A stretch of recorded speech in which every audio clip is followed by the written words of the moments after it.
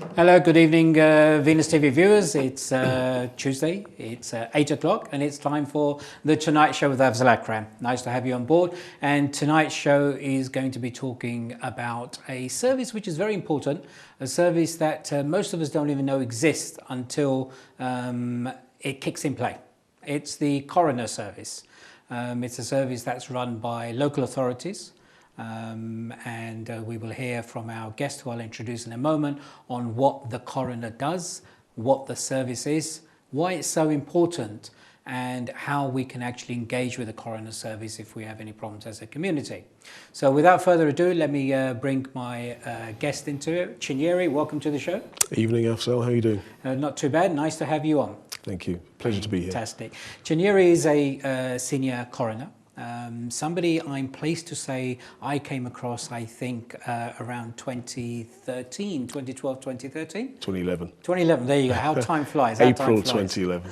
I was chairing the board that appointed Chinyere to his first role, the first BME, the first ethnic minority person appointed as a senior coroner in the whole country. So there was a first there. And since then we've kept in touch, and I thought it would be very important to get understanding of what this service is, because I know lots of people talk about it. I still get phone calls from people who've unfortunately lost a beloved, and the coroner's got involved, and there's been a delay in the burial, or some paperwork's not right, or something's other, and as all, you know, we're having this issue, what can we do? Can we sort that out? So I thought, you know what, let's hear what the service is, hear what the expectations are, what sort of service we should be getting, and more importantly, if we're not getting that service, how do we complain about it and what do we do about it? And Chinyere can take us all through that. But before we do that, Chinyere, tell us as simple as you can, because I know it's a very difficult role. Because when I got involved in it and understood it, I realised the difficulties in it. As simply as you can tell us, you know, a bit about yourself, how you got into this role, but also what is the coroner? Let me start with what role the coroner plays and how the coronial role even came about in the first place. So it dates back to 1194. It's the days of Richard the Lionheart, the absent monarch, always out fighting wars. Right. Sound familiar? One war after the other. He hardly spent any time in this country at all. And money was raised to finance these wars through the sheriffs and other legislators. Then he got captured, as per usual, and some ransom money needed to be paid. One of his supporters here, the Archbishop of Canterbury, decided in 1194 to create the coroner position. That's it in a nutshell. So what was the coroner meant to do initially? Bear in mind it was about raising money to pay the ransom for Richard to come home. So what would happen is this. If someone found a dead body in their patch, in their parish, then they had to raise what's called the hue and cry. It's a common term now. They had to raise a hue and cry in 4 different households to let people know there's a dead body here. All right, okay. If they raise the hue and cry in 2 or 3 or 1 household, you got fined. Then they had to call the coroner. The coroner could take a long time to get to where the body was. It could take ages. Their body could be stinking, smelling, rats around it. 1194, no refrigeration, anything like that. If you didn't wait for the coroner to come and you moved it because it's such a health hazard, you got fined. What people start doing is moving the body under cover of darkness to a different parish. So the duty fell on the others.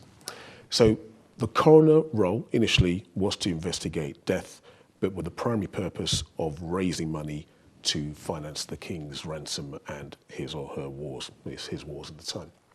So that was the initial role of the coroner. That's how it came about. It's developed then into just investigating death that is reported to the coroner. There's a duty to report, a statutory duty to report deaths to the coroner for registrars of births and deaths, for governors of young offenders institutes and prisons, and now very, very recently, since last October, for doctors. You report a death when there is a suspicion or reason to suspect that death was unnatural or of unknown cause or from violence or of someone who's been in state detention. So that's a mandatory duty to report that death to the coroner, who then has to investigate. Okay. So let me recap. So we're talking about now. Yeah. So since last year now, it's up to doctors, whether they be a hospital doctor or a GP, okay, that if they think that the death is not natural or suspicious in any way, Yeah. they under law now have to inform the local coroner. That's right. It was always the case that they would. Only 2 to 4% of deaths were actually reported by way of statute by the Registrar of Births and Deaths and governors of institutes, prison institutes. Now it's a law that doctors must do that. It never was before, but they would do it in any event. And has it gone up from 2 to 4% then? Or is it too early? Now every death that comes within the statutory requirements has to get reported. Right. Yep, by statute.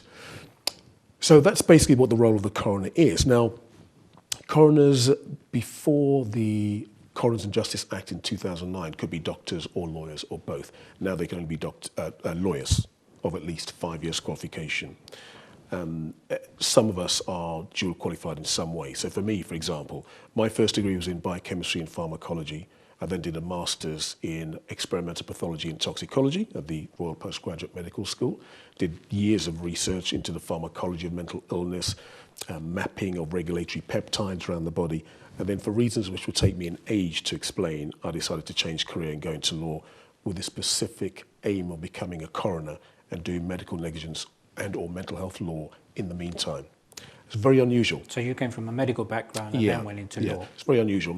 But with the precise aim to be a coroner, most people fall into it or used to just fall into Well, it. that's what I was going to go. I mean, you mentioned about now that you have to be a lawyer. So Yeah. are you saying a solicitor, for a better word? Solicitor or barrister. A solicitor or a barrister. Or a member of the Chartered Institute of Legal Executives now. Okay. So if they've been practicing for 5 years, At least 5 years qualification. they can become a coroner. Yeah. But what would they know about dissecting a body or any of the medical All stuff? right. So a good or decent basic knowledge of medicine will help, and there's lots of courses that can give you that. But you don't have to be a good doctor to be a good lawyer. You don't have to be a good engineer to be a good lawyer. You don't have to be a good psychiatrist to be a lawyer. So what do you need to be a judge? You need good judgecraft. All right? So you can be presented with medical information by a pathologist who carries out a post-mortem. Okay. You'll then know from your intuition and your skill which other specialisms, which other witnesses you need to provide you with the evidence So the to come to coroner doesn't do the conclusion. physical post-mortem themselves. No. The coroner looks at the reports provided, the information Exactly. provided, a bit like a chairman of a company, a board of directors, probably doesn't do the day-to-day running of the business, but when it comes to strategy and making decisions, they let the chief executive present the facts and then the board makes a decision in pretty much like a judge. Yeah, you get information given to you, you ask for further witnesses, further information, and then as a coroner, you make a judgment. Yeah. You are the judge. So coroners are judicial office holders. Yeah. So we make findings, determinations, and conclusions. We have to decide who died, when they died, where they died, and how they died. And how has got a particular meaning depending on the type of case. That's judgecraft. You don't need to be a doctor to be a good judge. And how absolute do you have to be on those? I mean, when they died, is they within a 5-hour time frame, a day's? All right. So when they died is about the day they died. Right. Okay. Sometimes it's impossible to fine-tune your finding on exactly when they died to the hour and seconds, and it's not necessary. That's not necessary for our job. It's about the day they died.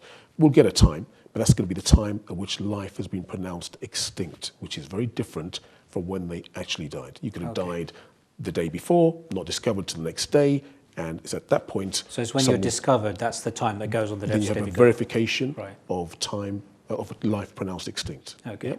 Yeah. So that's what goes into the death certificate. Yeah. And so what made, I know you said earlier that you wanted to be a lawyer to become a coroner. What sort of made you think of that as a career? A couple of things. One, I'm an opportunistic Nigerian, and there were not that many coroners around, and there weren't any of the BME communities. So I thought, here's an opportunity to make a mark. That's one. But mainly, I'm really fascinated by death, all aspects of death. Philosophically, from my own philosophy of life, I'm a part-time Taoist, I guess. And for me, the role of a coroner is an extremely important one. If life is one thread, a continuum, birth and then death. At birth, you have a midwife who will help a woman through the pain of gestation, and they have a beautiful, hopefully beautiful, healthy baby at the end of it, joy. At the end of that continuum, the coroner will help people through the pain of bereavement, help them draw a line and begin to move on with some calm and get back into society. Extremely important role. And it's something which I felt I had the aptitude for and the skills to do. Okay. And where are you based at the moment? All right, so I'm the Senior Coroner for West London. That coroner area covers the boroughs of Hammersmith, Ealing, Richmond, Kingston upon Thames, Hounslow and Hillingdon, 6 boroughs. And it's, I would say it's the largest in London.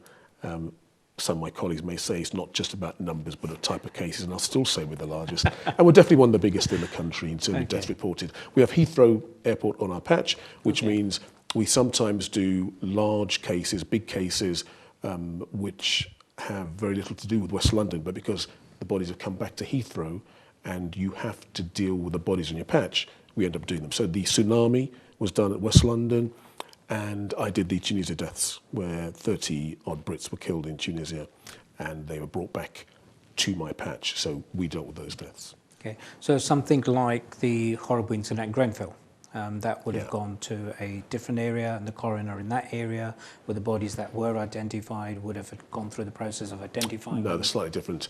So Grenfell occurred on the patch of the inner West London coroner. So all the deaths were from people who were resident there. So she dealt with them all. So they would deal with them Normal rules. in the role. Normal rules applied. Okay, great. That's great. So, so we met at Waltham Forest. Yeah. I remember I was on the interviewing panel, chairing the interview panel when you approached us on there. That was your first senior coroner role? Yeah, before then I managed to get an assistant deputy coroner role in Essex.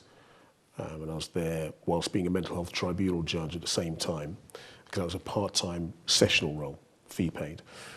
But I was always looking for that permanent role, that senior role, and got the opportunity at East London, and managed to convince you guys that I was the right choice. Right, okay. I mean, we had particular issues. I mean, probably coming up to my next question as well. One of the rules of, or one of the roles of a coroner is to release the body for burial. Yeah, I understand. If I'm wrong or rules have changed, then please tell me, because I did know a lot a number of years ago, but rules may have changed. I wouldn't say it's a role. Okay. I wouldn't say it's a role. The role is to investigate death. So once we've investigated, we should release the body. Right. Yeah. Now, you are entitled to hold a body up to 4 days, 96 hours. Is that right? Only in the specific circumstance of someone making an application to remove that body out of the jurisdiction, out of country. Right. Then we have 4 days within which to make our inquiries, to make sure we're satisfied it's that body, there's been no burial order issued by the registrar, it's a natural death, etc. Because once the body leaves the jurisdiction, then we can't do anything about it. Okay, So I want to come back to that. I'm going to go to a days. short break first, I'm going to come back and look at the role and step by step on when a coroner's called in, what the process is and what happens, so that viewers get a better understanding. No problem. So viewers, it's that time. Go get yourself a cup of tea or a glass of water, get back, and we're going to find out from Chinyere on when he's called in, what's the first thing he does and how they go about doing their work, so that we can get our loved ones buried as soon as possible, and more importantly, find out how they died, why they died, and when they died. So, see you shortly. Hello viewers, welcome back to the Tonight Show with Afzal Akram. Today's show is about the Coroner Service, and we have a senior coroner with us here as our guest, Chinyere Enyeme, Inyama, sorry, I pronounced your name wrong, Chinyere, who's a senior coroner from West London. And just before we went into the break, we were going to talk about what happens when a case is actually referred to a coroner.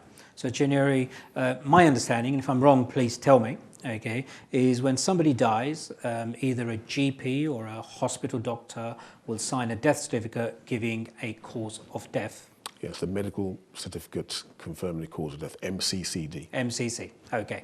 And MCCD. MCCD, right. So that certificate then is taken to the local registrar office, which are usually run by local authorities, to register the death. Yeah. And if somebody wants to be buried in a cemetery somewhere in the UK, the registrar office issue a green form, for a better word. And that green form is then given to the cemetery.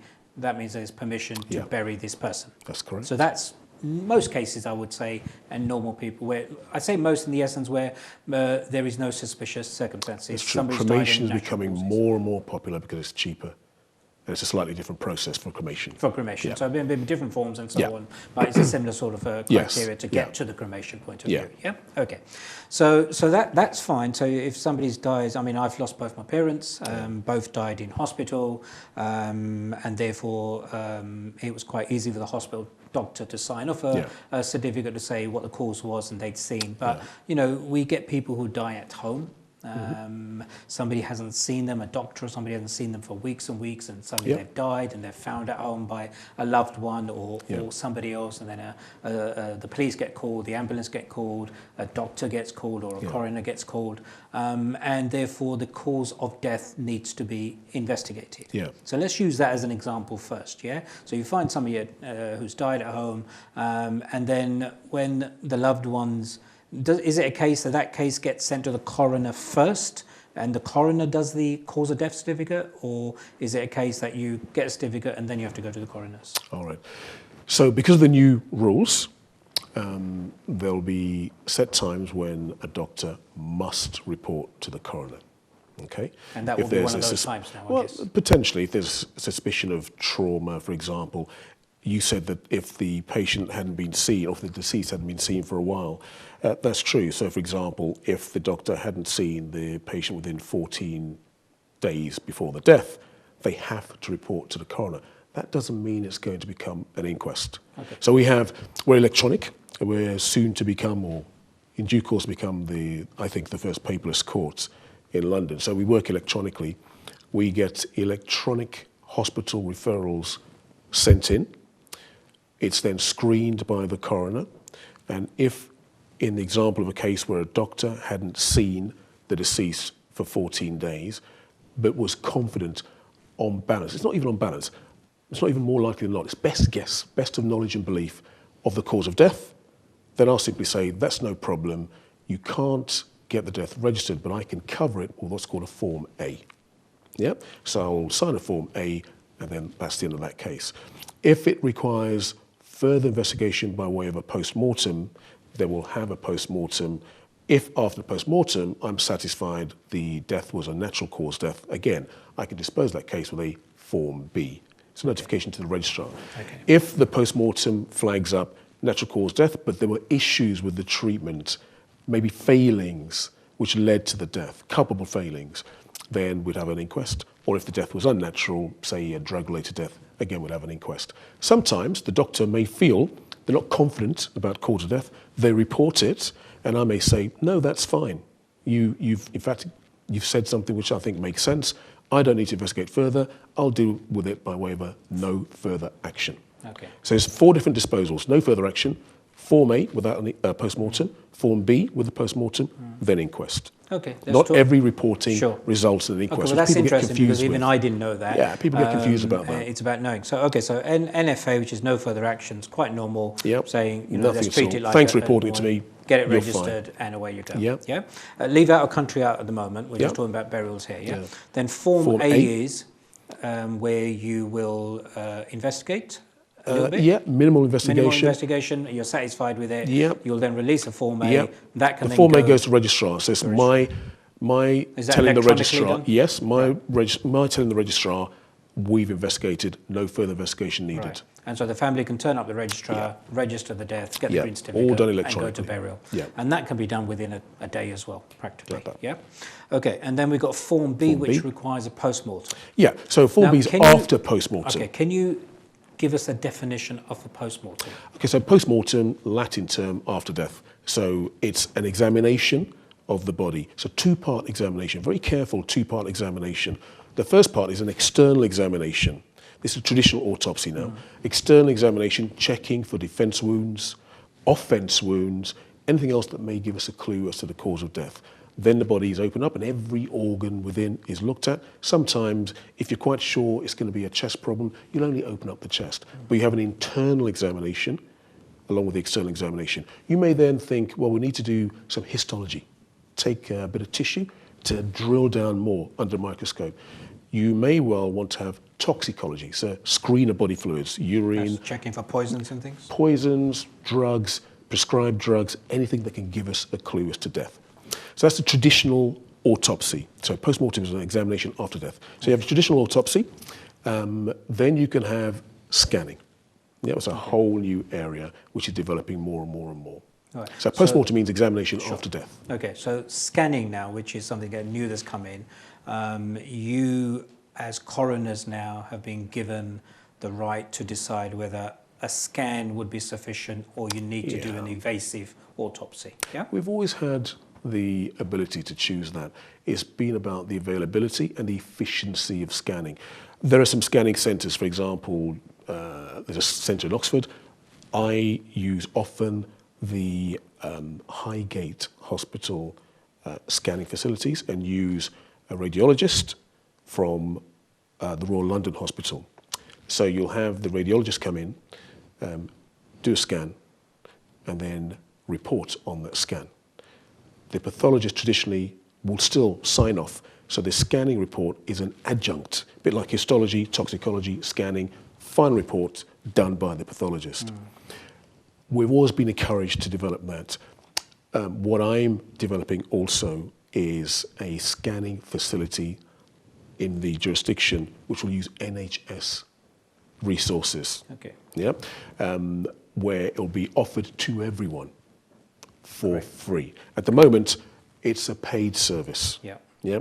So we're developing it to offer it to everyone for free. And the idea is going to have a triaging pathologist who gets the death report, decides that can be scanned, ordinary scan, or decides that can be a scan with an angiogram, or decides that can be a CT targeted angiogram, or decides that's got to go to traditional autopsy. Right. So going forward now, when it comes in, you're going to have to make those decisions. And where possible, you would like to push it towards a scan, and the evasive autopsy is the last resort. Is that where we're moving towards? Yeah, I wouldn't say last resort, but I would say we'll move towards defaulting to a scan unless the scan can't give us the result. And is that we because want. technology has now got so much better that the scan can actually give you the information that you require? Absolutely.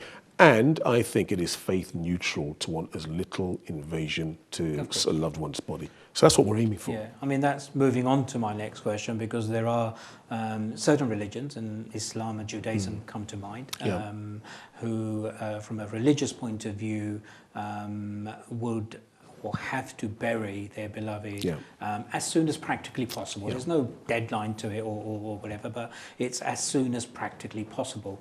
And that's where we have friction sometimes between religious beliefs and wants and the public service, which is that we need to be sure this person died, how they died, and you know, hence one of the reasons why we had that issue where I was with the previous coroner, where the body was not released when it had to be released. So with the introduction of the scanning over the past few years, that tension has still been there, because not every coroner is using it like you suggested, or it's not available. And I know sometimes families have gone to coroners and said, look, we'll pay for this, can we get it done?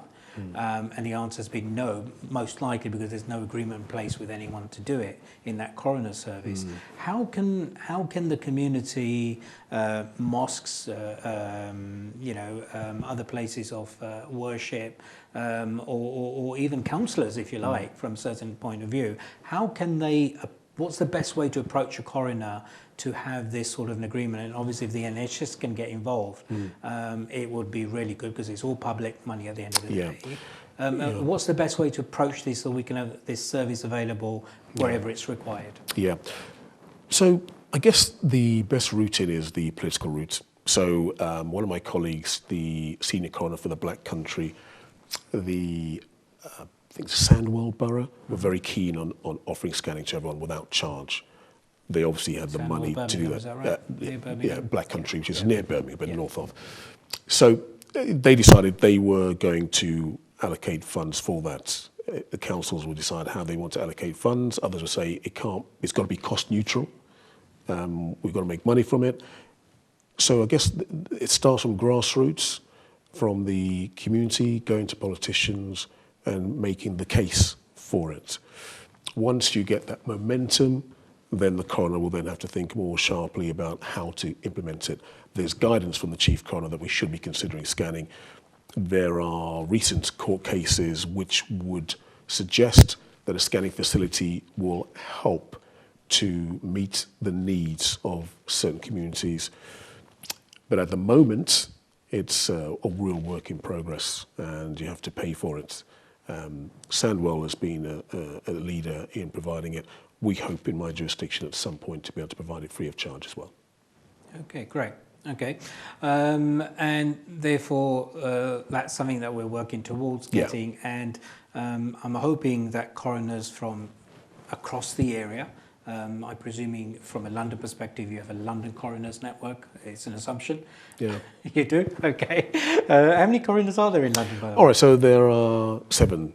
London jurisdictions, including the City of London. So there's Inner West London, Outer West London, which is mine. Right. Inner North London, Outer North London, Inner South London, Outer South London, and East London. So that's a 7. Then City of London makes 8. Sure. Okay, that's a 7. Now, we have a London Coroners Group. Then we have a larger group, the South East England Coroner Society. Then there's the National Society. Right. I'll be brutally honest. There's 7 of us in London. If you asked us 7 questions, you get 27 answers. Right. And we have regular national conferences with the chief coroner. And at one, I think 2 or 3 years ago, the topic was, how do you define a natural cause death? Surprise, surprise, you couldn't get agreement from the 90-odd senior coroners around the country. There's no definition. So it's all about interpretation. Well, it is law, I suppose, at the end of the day. It's about interpreting something. Yeah, there's a skeleton of statutes and guidance, and then it's down to the individual flair and interpretation of not just the senior coroners, but the coronial team, because each coroner, assistant coroner, senior coroner, area coroner, is an independent judicial office holder in their own rights, and they're entitled to come to their own decisions. I have 9 or 10 assistant coroners. We don't have to do the same thing in the same cases. Right, okay. So before we go into the break, I just want to finish off the bit around the autopsy and the postmortem that we do and timeframes. Yep. Now, a case is referred to you on a Monday morning. Yep. Talk us through, what would you do as soon as you pick up the case? Yeah. How would you do it? And give us some sort of time frames all the way to the end so that viewers get an idea, an expectation of the work that's involved, how long it should take a decision, and therefore they're in a position to maybe challenge their local area, if you like. Yeah. So the coroner's officers who work to the direction of the coroner will receive referrals into their email inboxes. In fact, we've got a case management system where the referrals come in. And then that referral is information inputted from next year. It's actually going to come straight into our format. We have a portal system. And then once inputted, it's sent to the coroner for a decision. So I'll screen the referral. Myself and my colleagues will screen the referral. Yourself or your assistants? So it's not just you doing all of it? Not just me. Right, no. So we'll screen the referrals and we'll decide whether we will apply no further action, Form A, Form B, or direct further investigation in some other way. Now, that decision is... Hold that there. I don't want to lose it because it's going to take a bit of time. Okay. We're going to go to a break because I know... There you go, Mr. Patel, I can see him. There he is. Yeah? He wants a cup of tea, yeah? Okay, so we're going to a short break just for you, Mr. Patel, yeah? For your cup of tea. Come back, join us shortly, and I want Chinyere to spend a bit of time to take us through the timeline of what's expected so that we know that if we're involved with the coroner service, what we should expect and when should we expect it. So see you shortly.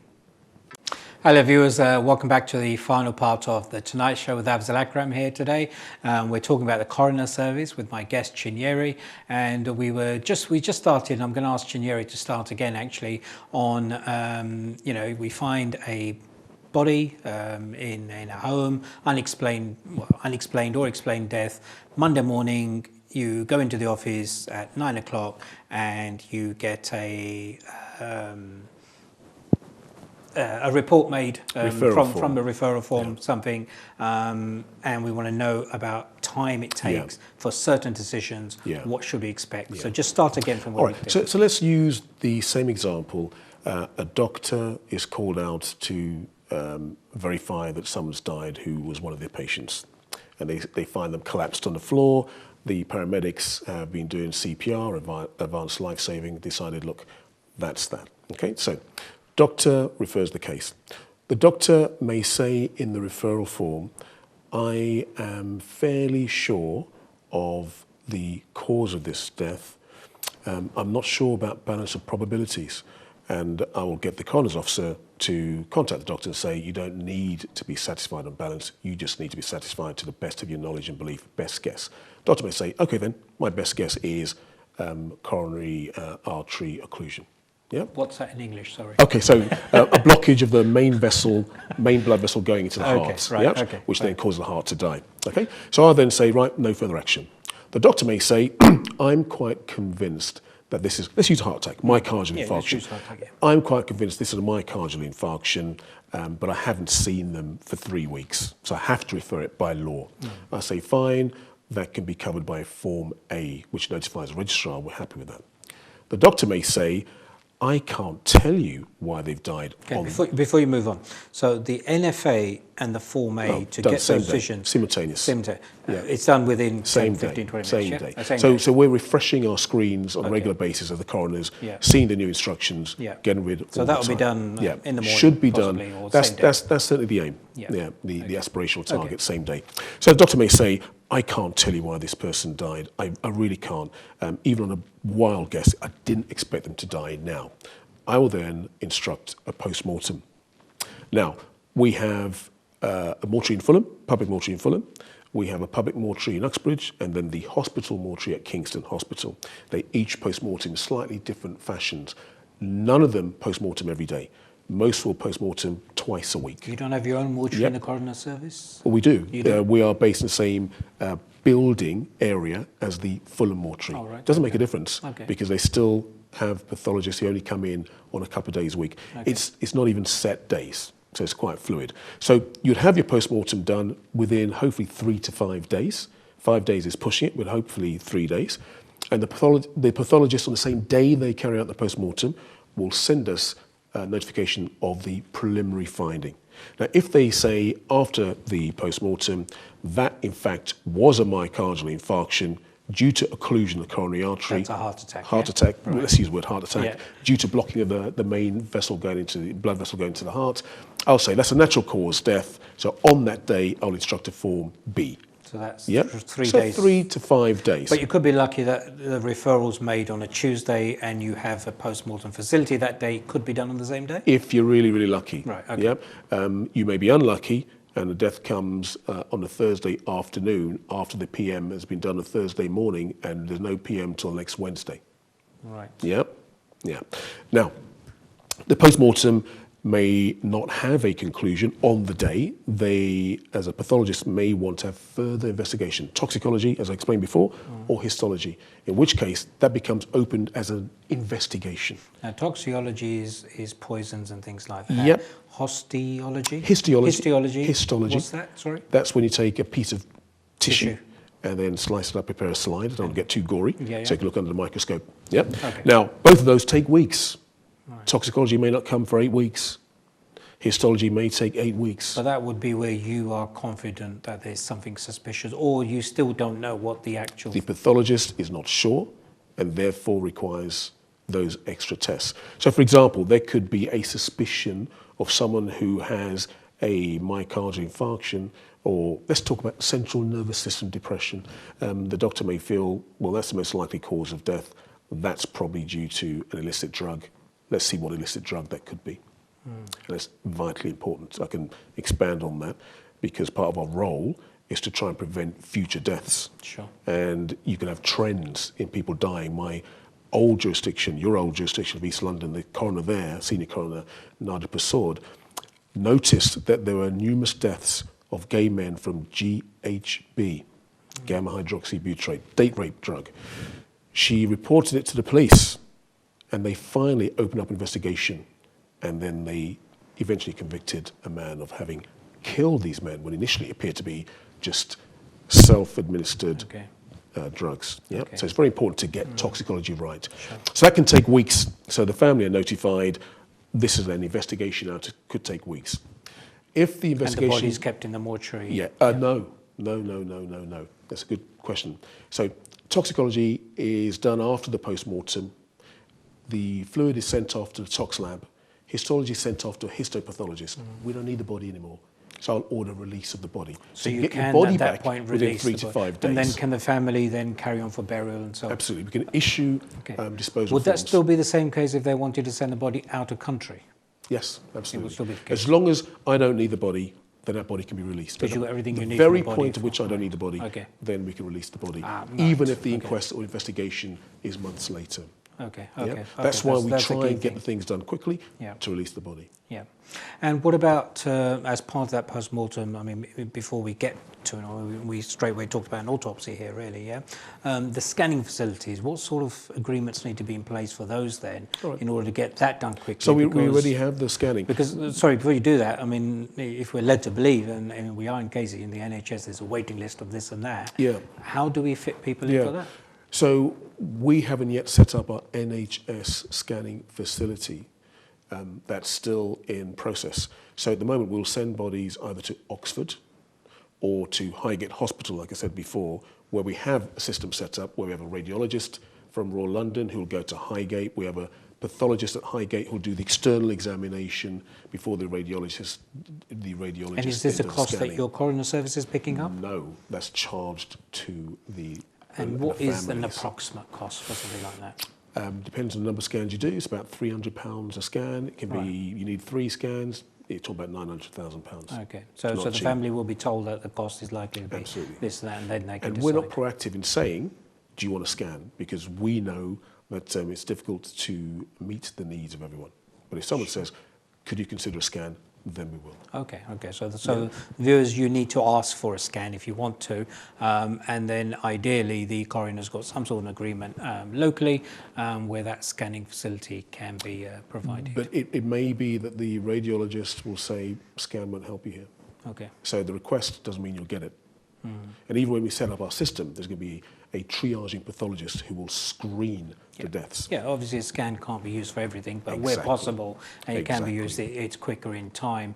Yep, you get a result within 24 to 48 hours. Right. Whereas you'd have to wait the 3 to 5 days Okay, if you're great. using autopsy, Okay. if you're unlucky. So, I mean, most of what we talked about was burying in the UK. Now, out of country, what are the difficulties with that? Okay, so there is legislation, there's statutory requirements, there's an application made to remove the body out of country.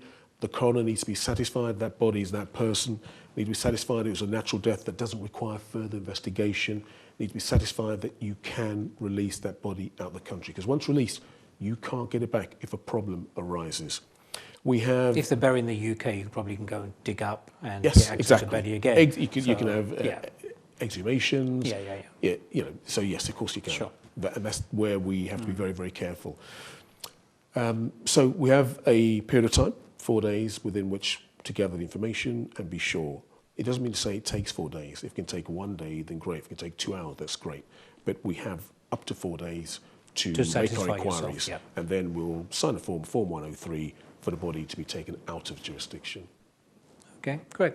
All right, well, look, for me, that's been really informative, January, Good. and hopefully the viewers have found that informative as well. You said you wanted to be a coroner. Yeah, weird, isn't it? For me, you still haven't answered why. You know, what drove you? I mean, we may have some viewers at home, you know, Yeah. thinking, you know, that, Well, that sounds very interesting. For you, what was the why? Literally, there's a real societal value. So, as I explained, I see the coronal role as being analogous to that of a midwife. You wouldn't ask someone, why do you want to be a midwife? Sure. So it's extremely valuable. People need to go through bereavement. I'm so interested, I've thought about 2 or 3 different subjects for PhD, and I was registered with the Centre of Death and Society a few years back to do a PhD. One of my areas of study, or proposed study, is the rates of death of older people, which people often assume to be linked to Alzheimer's or a dementing disease, especially when they end up seeming to self-neglect or dying from overdose. And people always link it to dementia. I think it's actually to do with the way society deals with older people, and they get depressed. So that's going to link in my mental health background with my pathology background. Sure. So I'm fascinated by the different areas, different strands. Another PhD subject area which I already started was looking at comparative death investigation systems in Nigeria compared to UK, because the UK law, Nigerian law is derived from UK law, but then the interpretation of it depends on the layers of culture. And in Nigeria, it's at least 3 different countries. It's just a geographical expression. At least 3 different countries, 36 states, each with their own idea of why someone dies. So I was going to investigate how that affects how you apply law. Okay. So I'm fascinated by it. It's just a fascination. I mean, death's not funny, and it's a hard time for people to go through it. But Yeah. as a coroner, have you experienced any issues which have brought a smile to your face, or, Yeah. you know, for a better word, were a bit funny? Yeah, we try our best, especially in court, not to be too jovial in case people take it the wrong way. But I always remember this. This was in East London, where a small-framed woman had been intimate with a large, obese husband, and he passed away, and she managed to call the ambulance, and he was put into a larger fridge, etc. We had to investigate the death, and she was petrified and convinced that she had killed him in the act of intimacy, and we had to chuckle, but not in her face. But what did he actually die of? In the end, he died of a pulmonary embolism. English, please. Right, so here we go. So your blood flows around your body. If you're obese and sedentary, it will pool and thicken. And sometimes it will thicken, well, especially at extremities, your feet, for example, and it thickens to form a clot. That clot may break away and start flowing around the body. And if it blocks an artery, then it's going to cause death of the organ which the artery feeds. Often the clot will block the pulmonary artery, which means oxygen can't get to the lung dies, which means the heart eventually dies, then you die. So he died of a pulmonary embolism, very typical of his frame and his level of, or his lack of exercise and his sedentary nature. So in some ways you reassured her she wasn't the cause of death. Absolutely. It's It part took of the some process. time. Right, There's okay. a natural cause death, and she hadn't killed him. Great. Okay. Well, look, General, we're coming towards the end of the show. Yeah. Can you just give some advice if we've got any budding coroners out there, people interested in it? What's the best way to actually go about becoming a coroner? Okay, so there's the Coroner Society website where there's lots of information on how to become a coroner. I would encourage anyone who fancies doing it to shadow a coroner, see what actually happens day to day in the office, in the mortuary room, in court, and see what the job entails, and that will either turn you on or turn you off. Okay.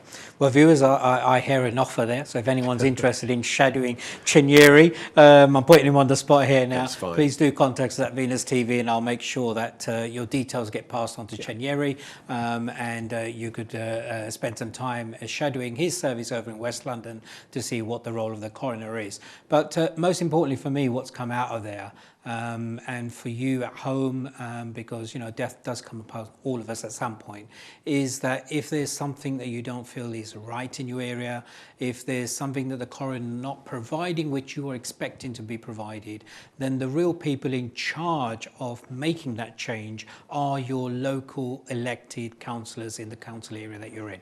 Okay, there are different layers there, but that is your starting point. Is you need to convince your elected politicians in your local area of asking them to work with the coroner and or with the NHS or other services, whether it's to provide scanning, whether it's releasing bodies in a timely manner, whether it's something else that's not quite right there. But you need to work as a community with your local politicians and get them to enforce that change, because ultimately that's where the change comes from. And as a former politician, and this isn't the first time I'm saying it, you've heard me say this all the time, those politicians, they are your elected representatives. If they are not listening to you, they are not, providing the services you wanted, then I'm afraid you have to change your vote. Remember, you are voting for individuals as well as parties. You change your vote the next election, and you know what? They will suddenly wake up and listen. This is a public service. It's something that we all get access to, and therefore, it should be providing. At the same time, the reason for today's show was for you to get an expectation and manage, that expectation of what's involved. We can't snap our fingers and get something done. I've mentioned councillors cannot do this and make a coroner sign a piece of paper. There is a process that's needed followed by, and depending on the circumstances, that process can be followed through. In my local area, for example, we asked the local council to provide registrations on holidays. So even on Christmas Day itself, you can, as long as there's no suspicious circumstances, and you don't need a coroner owner, you can get your death registered and get your loved one buried in due time. So I hope the show was useful. Look forward to seeing you next Tuesday at 8 o'clock on The Tonight Show with Afzal Akram. Have a great week. God bless.